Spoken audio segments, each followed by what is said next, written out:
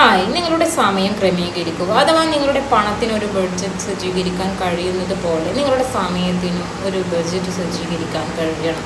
അഥവാ നിങ്ങൾ ഉത്കണ്ഠ വർദ്ധിപ്പിക്കുന്നതിന് പകരം അത് കുറയ്ക്കാൻ ശ്രമിക്കുന്നതിനായി ഓരോ ദിവസവും കഴിയുന്നത്ര സമയം ചെലവഴിക്കുന്നതിന് പകരം നിങ്ങളുടെ സ്വകാര്യ സമയം പരമാവധിയാക്കുന്നതിൽ ശ്രദ്ധ കേന്ദ്രീകരിച്ച് ഈ പ്രക്രിയയിലേക്ക് കടക്കുക എന്നതാണ്. അഥവാ ഒരു ഉറക്ക ഷെഡ്യൂൾ സജ്ജമാക്കുക, അല്ലെങ്കിൽ ഇടവേളകളിൽ പോലും അതിൽ ഉറച്ചു നിൽക്കുക. ഉറങ്ങാൻ 1 മണിക്കൂർ സമയം അനുവദിക്കുക. രാവിലെ എഴുന്നേൽക്കാൻ കൃത്യമായി സമയം നിശ്ചയിക്കുക.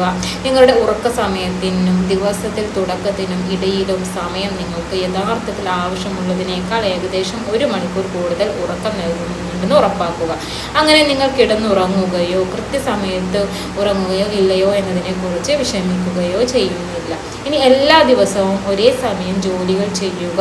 അഥവാ ദൈനംദിന ശുചിത്വം, യാത്ര, ജോലി, ഷോപ്പിംഗ്, ഭക്ഷണം, വീട്ടുജോലികൾ എന്നിവയ്ക്കായി സമയം ആസൂത്രണം ചെയ്യുക.